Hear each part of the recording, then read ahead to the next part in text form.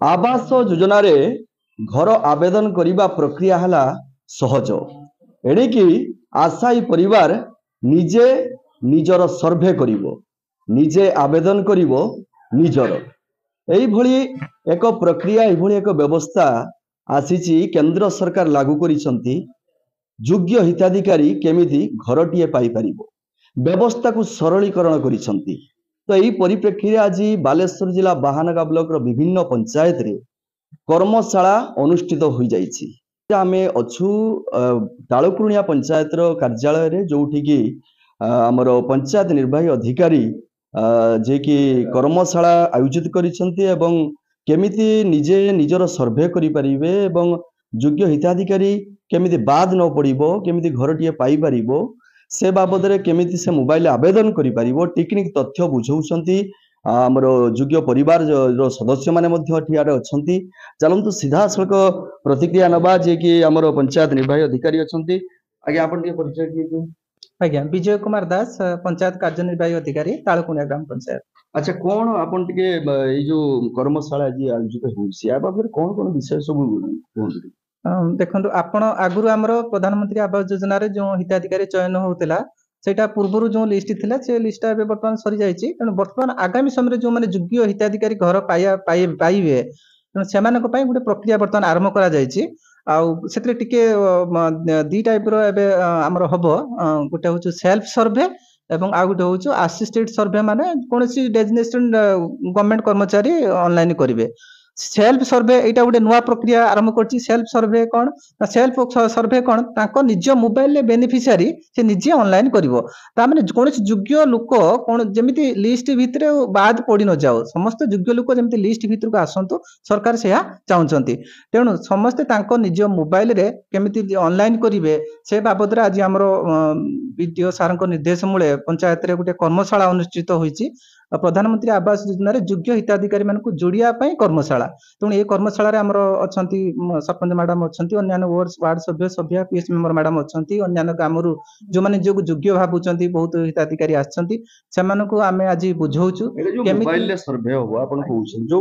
जो परिवार मोबाइल टे नाही कि से बळे व्यवस्था नाही से केमिति आवेदन करबे। आज्ञा सुनतो जणे माउसी को ना होची धर अनुसया महांती तांकर मोबाइल नंबर नाही किंतु तांको पुअर मोबाइल थिबो एंड्रॉइड सेट थिबो तांको नातिंगर थिबो कि नातुणीकर थिबो कि पुत्रांकर थिबो गुटिए मोबाइल ले से तांकर ऑनलाइन करि परिबे सी हेबे तांको पुत्रा धर करिवो कि तांको पुओ करिवो तांको पुओ होबो यूजर आईडी तांकर आधार नंबर एवं तांकर फेस ऑथेंटिकेशन देकी से लॉगिन करिवे लॉगिन कला परे अनुसया महांती जे हेड तांको हेड करिकि ऑनलाइन करिवे हेड तांको हेड करिवे एवं तांकर अन्य जो मेंबर थिबे सेमानको घरर सदस्य ऐड करि जिबे अन्य डाटा देबे एवं कोउटी घर करिवे एवं घर को घरे रहउचंदी एक्जिस्टिंग साइट एवं प्रपोजल साइट दीटा फोटो कैप्चर करिवे सेव एंड नेक्स्ट मारी मारी चलथिबे लास्ट को सबमिट मारिवे बहुत इजी प्रोसेस थरे आवेदन करिसला परे हमें जानिबा कि हमें आवेदन हमर सक्सेस हैला कि कोन हैला जानि हां एई प्रक्रियाटा आपनकर प्राय 2 मास की 1.5 मास रहिबो अप्लाई करिया पई एप्लाई परे सेटा पंचायत कार्यालय रे एवं अन्यान्य हमर अंगनवाड़ी हो स्कूल हो कोनसी गवर्नमेंट इंस्टीट्यूशन से कांथरे सेडा सब पब्लिश होबो पब्लिश हैला परे सेटी जणे लोक देखिबो जे मो नाटा काई लिस्ट भीतर को ना नाही पंचायत लिस्ट रे मोर पब्लिश करा जिवो गुटे प्रक्रिया गुटे फास्ट फेज प्रक्रिया परे पंचायत रे पब्लिश होबो ब्लॉक लिस्ट डाउनलोड हे कि पब्लिश होबो समस्त को ना धर तालुकुणी पंचायत रे 300 लोक अप्लाई करथिबे 300 लोक ना पब्लिश होबो 300 लोक ना पब्लिश हेइ साला परे जणे लोक देखिबो जे मो ना लिस्ट भीतर ना नाही होय तो से न थाई पारे बा जानि पारि नथिबे कोन हस कोन कामा रहि जाइथिबे से माने को पुनी 15 दिन ले गुटे टाइम दिया जिवो से माने पुनी ऑनलाइन करिवे। आवेदन प्रक्रिया सरिला परे आपण कहंतु जे केमिति योग्य हिताधिकारी घरटिए पाई परिबो तापर प्रक्रिया कोन आपनकर एटा दीटा फेज अप्लाई प्रक्रिया परे पुनी क्रॉस वेरिफिकेशन ब्लॉक रु टीम हे कि इंक्वायरी होबो आपनकर ब्लॉक रु 3 जणिया टीम कि 4 जणिया टीम हबो हे कि ताको पुनी वेरीफाई करा जिवो वेरीफाई भितरे तार अयोग्यता गाइडलाइन रहिछि योग्यता गाइडलाइन रहिछि से योग्यता गाइडलाइन अयोग्यता गाइडलाइन को लेखा करा लक्ष्य करा जाय कि ब्लॉक इंक्वायरी टीम पुनी तालिका निर्वाह करिवे परे आर जांच प्रक्रिया मध्ये रहि जांच प्रक्रिया निश्चित रूपे हो जांच परे ब्लॉक टीम जांच करिवे एबे ऑनलाइन आपण करि पारिबे बापो पाकुरु भिन्न आपनकर 3 पुओ अछंती 3 पुओ भाबुचंती आमे घर भितर गुटिए घर रहउचंती किंतु से माने आमे अलग अलग ହେଇକି ସେମାନେ ରହୁଛନ୍ତି, ସେମାନେ ନିଜକୁ ଯୋଗ୍ୟ ବୋଲି ଭାବୁଛନ୍ତି, ମାଟି ଘରେ ଅଛି, ସେମାନଙ୍କର କୌଣସି ଗଭର୍ଣ୍ଣମେଣ୍ଟ ଚାକିରି ନାହିଁ, 4 ଚକିଆ ଗାଡି ନାହିଁ, ଇନକମ ଟ୍ୟାକ୍ସ ଦଉନାହାନ୍ତି, ଗଭର୍ଣ୍ଣମେଣ୍ଟ ପେନସନ ହୋଲ୍ଡର ସିଏ ନୁହନ୍ତି, କୌଣସି କୃଷି ଯନ୍ତ୍ରପାତି ନାହିଁ, ଇନକମ ଟ୍ୟାକ୍ସ ପେଇ ନୁହନ୍ତି, ସେମାନେ ଅନଲାଇନ କରିପାରିବେ। ଏବେ ଏବେ ସମସ୍ତେ ଅନଲାଇନ କରିପାରିବେ। ପରବର୍ତ୍ତୀ ପର୍ଯ୍ୟାୟରେ ଯୋଉ ଇନକ୍ୱାରି ହବ, ଇନକ୍ୱାରିରେ ଅଯୋଗ୍ୟତା ଗାଇଡଲାଇନ କୁ ନଜରକୁ ନିଆଯାଇକି ସେତେବେଳେ ଆମେ ପୁଣି ଫାଇନାଲ ଲିଷ୍ଟ ପବ୍ଲିଶ ହବ, ପୁଣି ଗ୍ରାମ ସଭାରେ ସେଗୁଡା ପୁଣି ଆପ୍ରୁଭାଲ ହବ। ପିଓ ସୂଚନା ଦଉଥିଲେ, ଯୋଉ ପ୍ରକ୍ରିୟା ବାବଦରେ ବୁଝଉଥିଲେ, ତେବେ ଜଣେ ଆଶାୟୀ ପରିବାର ସଦସ୍ୟ ଅଛନ୍ତି, ସେ ମଧ୍ୟ ଏଇ କର୍ମଶାଳାରେ ଏଠାରେ ଉପସ୍ଥିତ ହେଲେ, ତାଙ୍କୁ କଣ ବୁଝା ଯାଇଛି ସେ ମଧ୍ୟ କହିବେ। ଆଜ୍ଞା, ଆପଣ ଟିକେ ପରିଚୟ ଦିଅନ୍ତୁ। ମୋ ନାଁ ଉମେଶ ଚନ୍ଦ୍ର ଖଟୁଆ, ତାଳକୁଣିଆ ଗ୍ରାମ ପଞ୍ଚାୟତର ଅଧିବାସୀ। ଆଚ୍ଛା, ଆପଣଙ୍କୁ କଣ ବୁଝା ଯାଇଛି ଆଜି ଯୋଉ କର୍ମଶାଳା ଅନୁଷ୍ଠିତ ହଉଥିଲା, ତାଲିମ ଯୋଉ ଦିଆହଉଥିଲା, କଣ କୁହାଯାଇଛି? ପ୍ରଧାନମନ୍ତ୍ରୀ ଆବାସ ଯୋଜନା ଯେ ବର୍ତ୍ତମାନ ଅନଲାଇନ ପୋର୍ଟାଲରେ କେମିତି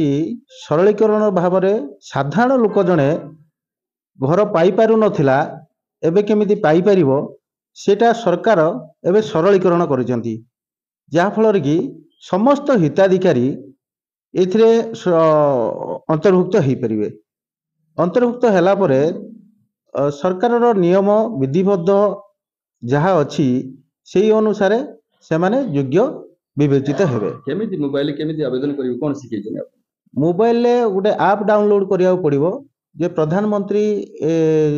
ଆବାସ ଯୋଜନାର ଗୋଟେ ଆପ୍ ଅଛି। ପ୍ଲେ ଷ୍ଟୋରରେ ଆପ୍ ଡାଉନଲୋଡ